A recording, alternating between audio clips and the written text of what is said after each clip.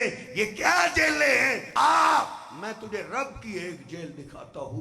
یونس اللہ کے پیغمبر ہیں جنہوں نے اپنی قوم کو بڑا واز کیا، ایک بھی ایمان نہیں لایا، ایک بھی نہ مانا، مارتے تھے، طرح طرح کی سزائیں دیتے تھے۔ ایک دن غصہ ہی کر گئے، یونس علیہ السلام ناراض ہو کے نکل پڑے، اتنا غصہ کیا کہ اللہ سے اجازت لینا بھی بھول گئے۔ بھئی یہی سوچا میں نے تو دین کا کام ہی کرنا ہے نا، دعوت ہی دینی ہے نا، چل اس بستی کو چھوڑتا ہوں، کہیں اور جا کے واز کرتا ہوں۔ کوئی پیغمبر اپنی مرضی نہیں کر سکتا، ہر پیغمبر وہی کا پابند ہوتا ہے۔ ادھر یونس علیہ السلام کو بھول ہوئی ہے، اجازت لینا بھولے، ادھر سے نکلے، آگے دریا آیا، دریا کے کنارے کشتی ہے، کشتی سواریوں سے بھری ہوئی، یونس علیہ السلام کشتی میں سوار ہو گئے، ملا نے کشتی کو چلانا شروع کیا، کشتی دریا کے درمیان میں پہنچی، کشتی ہچکولے کھانے لگی، ڈولے کھانے لگی، ملا کھڑا ہو گیا، کہتا ہے بھائی اذا رکبوا فی الفلک دعوا اللہ مخلصین لہ الدین۔ وہ کشتی کی سواریوں، پہلے بھی کشتی طوفان میں پھنستی تھی، لیکن ادھر زمین کا کوئی بت کام نہیں آئے گا، کوئی بزرگ کام نہیں آئے گا، کوئی فرشتہ کام نہیں آئے گا۔ بچنا چاہتے ہو تو آسمان والے کو آواز دو۔ وہ سارے اللہ کو آواز دینے لگے، اللہ بچا لے بچا لے، لیکن ہچکولے بڑھنے لگے، ان کو موت نظر آنے لگی۔ ملا کھڑا ہو گیا، کہتا لوگو پہلے بھی کشتی طوفان میں پھنستی تھی، آسمان والے کو آواز دیتے تھے، وہ نجات دے دیتا تھا۔ آج لگتا ہے میری کشتی میں وہ سوار ہو گیا ہے جس کو آسمان والا پار نہیں کرنا چاہتا۔ وہ کون ہے؟ اس نے تو مرنا ہی مرنا ہے، وہ ہمیں تو نہ لے ڈوبے۔ کوئی بھی نہ کھڑا ہوا۔ میں کو نوائے وقت یہ جنگ اخبار نہیں پڑھ رہا، اللہ کا قرآن ہے، سورۃ یاسین سے اگلی سورت صافات ہے، اس کا آخری رکوع ہے۔ اللہ کہتا ہے وَإِنَّ يُونُسَ لَمِنَ الْمُرْسَلِينَ اِذْ أَبَقَ إِلَى الْفُلْكِ الْمَشْحُونِ فَسَاهَمَ فَكَانَ مِنَ الْمُدْحَضِينَ۔ جب کوئی بھی نہ کھڑا ہوا، جان تو ہر ایک کو پیاری ہے، پھر انہوں نے قرآ ڈالا، قرآ یونس علیہ السلام کے نام کا نکل آیا۔ یونس علیہ السلام کھڑے ہو گئے، کہتے لوگو میں ہی آسمان والے کی اجازت کے بغیر آیا ہوں، میں ہی اللہ کی اجازت کے بغیر آیا ہوں۔ مجھے سمجھ آ گئی ہے جب تک میں کشتی میں رہوں گا کشتی کنارے نہیں لگ سکتی۔ صاحب میں ادھر سمجھنا اور سمجھانا چاہوں گا، دیکھ یونس کوئی عام ولی نہیں، کوئی عام بزرگ نہیں، قرآن کہتا ہے وَإِنَّ يُونُسَ لَمِنَ الْمُرْسَلِينَ، یونس تو میرے ان برگزیدہ پیغمبروں میں سے تھا۔ سلام علی المرسلین، جن کو اللہ سلام پیش کرتا ہے۔ لیکن صاحب جتنی مرضی شان والا ہو، اگر اللہ کشتی پار نہ کرنا چاہے، کوئی پیغمبر بھی اپنی کشتی کنارے نہیں لگا سکتا۔ آپ کس کو سمجھتے ہیں؟ فلاں نے دوب دی، فلاں نے تار دی، کسی نے جھوٹا قصہ گھڑا، ہم نے اس کو اپنا مذہب بنا لیا۔ حالانکہ اللہ کے بزرگوں کے بارے میں، اللہ کے ولیوں کے بارے میں، پیروں کے بارے میں ایسی گستاخی تو ہم سوچ بھی نہیں سکتے۔ یہ کسی نے کب کری ہے کہ بڑھیا نے بس پاؤ دودھ نہیں دیا تھا، پیر صاحب کو اس پہ غصہ نہیں آیا، اس کے بیٹے کی برات جا رہی تھی، ساری برات کو ڈبو دیا، 12 سال کے بعد تار دیا۔ صاحب آپ کو غلط گائیڈ کیا گیا ہے۔ پیر ایسے نہیں تھے، بزرگ ایسے نہیں تھے، وہ ولی اللہ کے دوست پیر تو ایسے تھے، لوگ ان کو پتھر بھی مارتے تو وہ پتھر کھا کے بد دعا بھی نہیں دیتے تھے، وہ پتھر کھا کے بھی دعائیں دیا کرتے تھے۔ وہ کیسے پیر تھے جن کو پاؤ دودھ نہیں ملا تو انہوں نے بیڑی ڈبو دی تھی؟ یہ سارے افسانے ہیں۔ دیکھ اللہ کا پیغمبر ہے، یونس پیغمبر اپنی کشتی کنارے نہیں لگا سکا، کھڑے ہو گئے، کہتے ہیں لوگو میں جب تک کشتی میں رہوں گا کشتی کنارے نہیں لگ سکتی۔ لوگ کھڑے ہو گئے، دھکے دینے لگے، برا بھلا کہنے لگے، وہ چل یہاں سے، تو ہمیں بھی لے ڈوبا تھا۔ یونس علیہ السلام نے چھلانگ لگائی، اللہ نے مچھلی کو حکم دیا میرا پیغمبر آ رہا ہے، اس کو اپنے پیٹ میں محفوظ کر لے۔ یونس علیہ السلام گئے سیدھا مچھلی کے پیٹ میں۔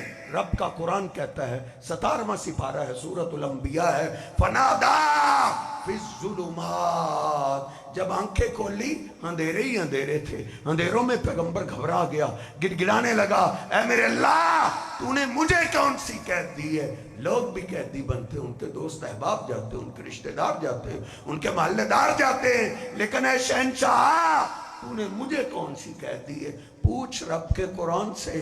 یونس علیہ السلام مچھلی کے پیٹ کی جیل میں گئے، مشکل وقت آیا، بے بسی کے عالم میں، ان کو غیبی مدد کی ضرورت پیش آئی تو صاحب انہوں نے کس کو آواز دی؟ قرآن پاک لا الہ الا انت سبحانک انی کنت من الظالمین، تیرے دفتر میں سٹیکر لگا ہوا ہے، تیری گاڑی میں سٹیکر لگا ہوا ہے، اللہ نے جگہ جگہ سٹیکر لگوا دیے کہ یونس علیہ السلام نے مچھلی کے پیٹ میں غیبی مدد کے لیے نہ کسی پیغمبر کو آواز دی، نہ ولی کو، نہ کتب کو، نہ ابدال کو، نہ فرشتے کو، کسی کو آواز نہیں دی۔ آواز دی تو کس کو آواز دی؟ لا الہ الا انت سبحانک انی کنت من الظالمین، اے اللہ بھول مجھ سے ہوئی ہے، غلطی مجھ سے ہوئی ہے، لیکن ایک بات ضرور ہے، اس مصیبت سے نجات دینے والا تیرے سوا کوئی نہیں ہے۔ اللہ کے آگے روئے، اللہ کے آگے گر گئے۔ اللہ کہتا ہے فَاسْتَجَبْنَا لَهُ وَنَجَّيْنَاهُ مِنَ الْغَمِّ، جب یونس پیغمبر نے ڈائریکٹ مجھے آواز دی، ہم نے ان کی التجاؤں کو قبول کیا، ہم نے مچھلی کے پیٹ کی قید سے ان کو نجات عطا کر دی تھی۔ کوئی کہہ سکتا ہے صاحب وہ تو پیغمبر تھے، ہم کو پیغمبر تو نہیں ہے۔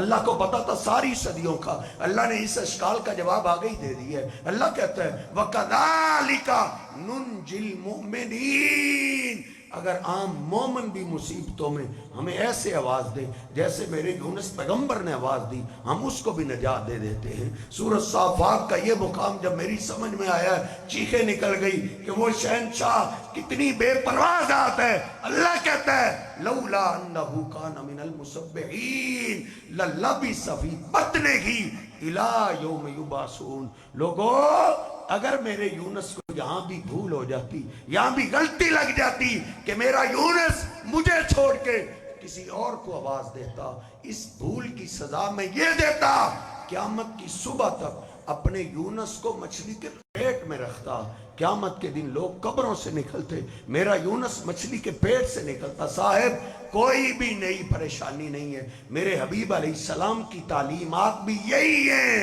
آپ پہ بھی جب دکھ آئے مشکل وقت کے اندر، جب آپ کو بھی غیبی مدد کی ضرورت پیش آتی تو صاحب آپ اللہ کو آواز دیتے تھے۔ نبی پاک صلی اللہ علیہ وسلم حدیث کتاب میں اور تیرے سکول کی اردو کی کتابوں میں بھی لکھا ہوا ہے، نبی پاک صلی اللہ علیہ وسلم اکیلے درخت کے نیچے لیٹے ہوئے، تلوار آپ نے لٹکائی ہوئی ہے۔ ایک دشمن نے دیکھا، موقع کو غنیمت جانا، آپ کی تلوار کو اتار لیا، تلوار کی نوک سے آپ کو بیدار کرتا ہے اور کہتا ہے میں یمنعک منی، بلا اس تلوار کے وار سے آپ کو کون بچائے گا؟ دشمن کے ہاتھ میں تلوار ہے، میرے حبیب کے ہاتھ خالی ہیں، آپ کو جب اس نے للکارا کون بچائے گا؟ تو میرے حبیب نے کس کا نام لیا ہے؟ اللہ، اللہ، میرا اللہ بچائے گا۔ صاحب اللہ تجھے بھی بچاتا ہے، اللہ مجھے بھی بچاتا ہے۔ اللہ کے سوا غیبی مدد کے لائق کوئی بھی نہیں۔ غیبی مدد کے لیے آواز اللہ کو دیجئے۔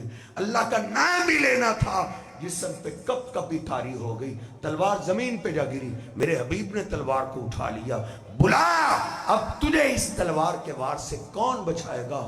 اس نے کہا آپ کریم باپ کے کریم بیٹے ہیں، آپ سے کرم کی اپیل ہے، قربان جائیں۔ اللہ نے سچ کہا ہے وَمَا أَرْسَلْنَاكَ إِلَّا رَحْمَةً لِّلْعَالَمِينَ۔ لوگو میرا محبوب صرف اپنوں کے لیے رحمت بن کے نہیں آئے بلکہ سارے جہانوں کے لیے رحمت بن کے آئے۔ جس نے آپ پہ قاتلانہ حملہ کیا میرے حبیب نے اس کو بھی معاف کر دیا ہے۔ قُلْ إِنَّمَا أَدْعُو رَبِّي وَلَا أُشْرِكُ بِهِ أَحَدًا۔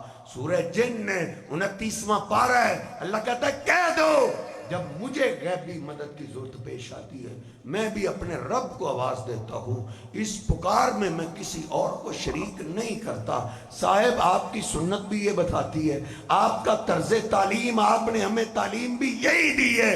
آپ کی بیٹی فاطمہ اور جناب علی پاک آپ کے پاس آئے غلام لینے کے لیے، لونڈی لینے کے لیے۔ سیدہ فاطمہ رو ہی پڑی، کہتی ہے بابا چکی چلا چلا کے ہاتھوں پہ چھالے پڑ گئے ہیں۔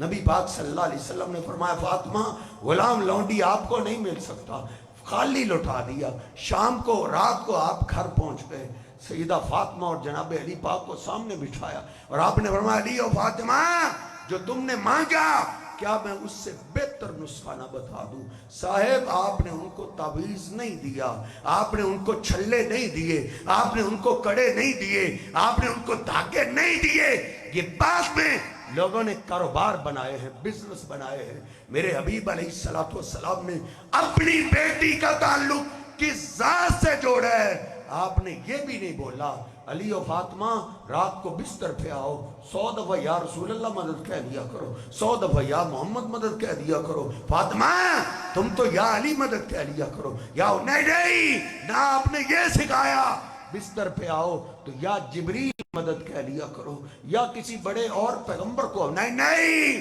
میرے حبیب نے کیا تعلیم دی؟ بیٹا فاطمہ علی جب بستر پہ آؤ 33 دفعہ پڑھا کرو سبحان اللہ، اللہ تو ان تھکاوٹوں سے پاک ہے، 33 دفعہ الحمدللہ پڑھا کرو، اللہ کے لیے ہے ساری تعریفیں، 34 دفعہ اللہ اکبر پڑھا کرو، اللہ تمہارے سارے دن کی تھکاوٹیں دور کر دے گا۔ آپ نے اپنی اولاد کو یہ تعلیم دی، صاحب آپ نے اپنے گھر والوں کو یہی تعلیم دی۔ 1 مہینہ ہو گئے مدینہ پاک پہ قیامت برپا ہے، میری اور آپ کی ماں عائشہ پہ تہمت لگی ہے۔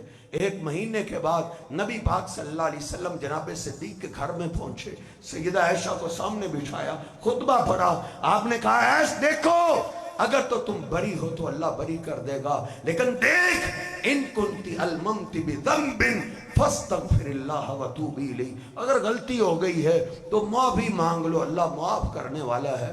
امی عائشہ کہتی ہیں جب میرے حبیب نے یہ بات کی آنکھوں پہ اندھیرا چھا گیا، میں نے باپ کو آواز دی، بابا اپنی بیٹی کی طرف سے آپ بات کریں۔ جناب صدیق روتے ہوئے پلٹ گئے، بیٹا یہ بہت اونچی جگہ ہے، یہاں ہم بات نہیں کر سکتے، کہیں ہماری نیکیاں ضائع نہ ہو جائیں۔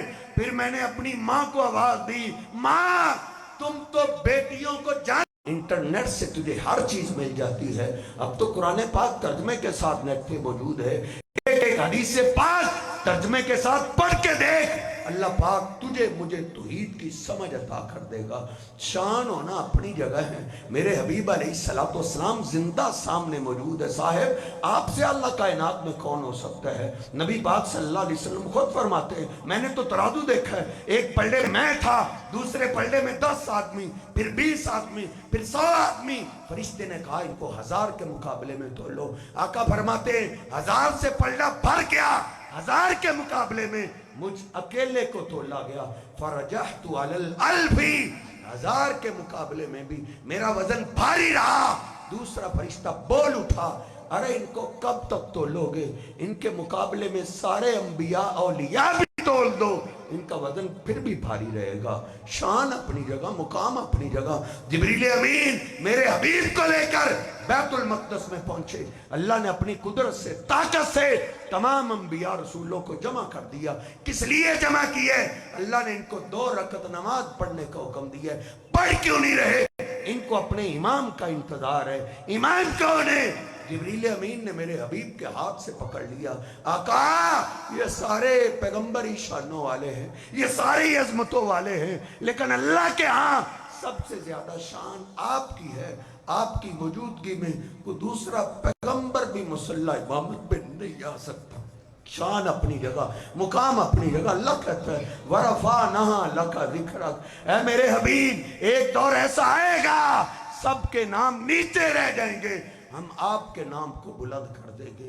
میرے حبیب علیہ السلام فرماتے ہیں کل قیامت کا دن ہوگا، اولین و آخرین کو اللہ جمع کرے گا، لوگ ہاتھ اوپر کریں گے، سورج کو لگے گا، اتنی شدت گرمی کے عالم میں انا سید ولد آدم یوم القیامہ، اس دن کی سرداری اللہ مجھے عطا کرے گا۔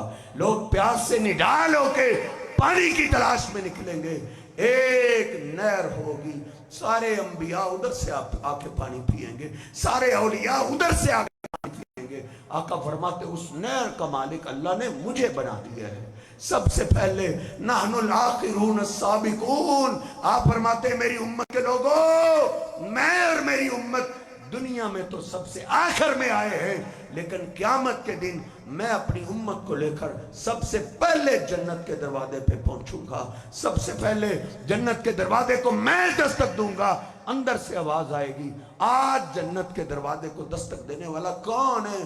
میں کہوں گا نا محمد، میں محمد کریم صلی اللہ علیہ وسلم ہوں، اپنی امت کو ساتھ لے کے آیا ہوں۔ اندر سے آواز آئے گی، بکا امرتو، بکا امرتو، ہاں ہاں اللہ نے مجھے یہی آرڈر دیا تھا کہ جنت کے دربان آج سارے دروازے بند کر دو، اس وقت تک کوئی دروازہ نہیں کھولنا جب تک میرا آخری محبوب پیغمبر نہ آ جائے۔ میرے حبیب سے بڑھ کے شان کس کی ہو سکتی ہے؟ لیکن صاحب غیبی مدد کے لیے صرف رب کو آواز دینی ہے۔ ماں کہتی ہے پھر میں نے زندہ رب کو آواز دی، انما اشکو بسی و حزنی اللہ، اور یہ توحید کا آخری درجہ ہے۔ اس کے بعد کون سا درجہ ہو سکتا ہے کہ سارے انبیاء سے اعلیٰ، سارے فرشتوں سے اعلیٰ زندہ سامنے ہے۔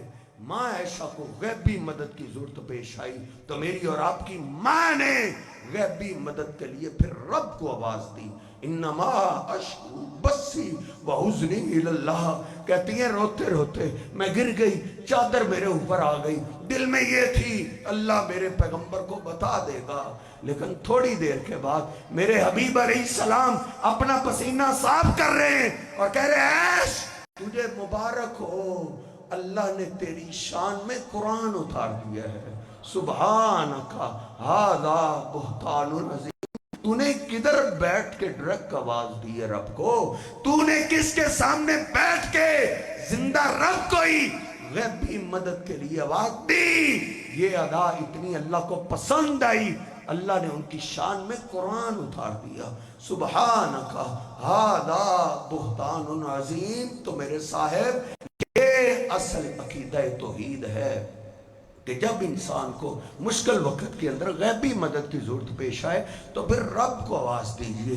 قرآن پاک کا آغاز ہی اللہ نے یہاں سے کیا ہے، سٹارٹ ہی یہاں سے لیا ہے کہ مسجد میں آنے والے، وضو کرنے والے، اللہ کے آگے کھڑے ہونے والے ادھر سورۃ الفاتحہ پڑھ، اس میں اقرار کر ایاک نعبد و ایاک نستعین۔ جا اس کا ترجمہ پڑھ، کیا اقرار ہے؟ اے میرے اللہ وضو کر کے تیرے سامنے ہاتھ باندھ کے اقرار کرتا ہوں عبادت صرف تیری کروں گا، اور جب بھی مدد کی ضرورت پیش آئے گی تو مدد کا سوال بھی ہے اللہ تجھ سے کروں گا۔ یہ غیبی مدد ہے۔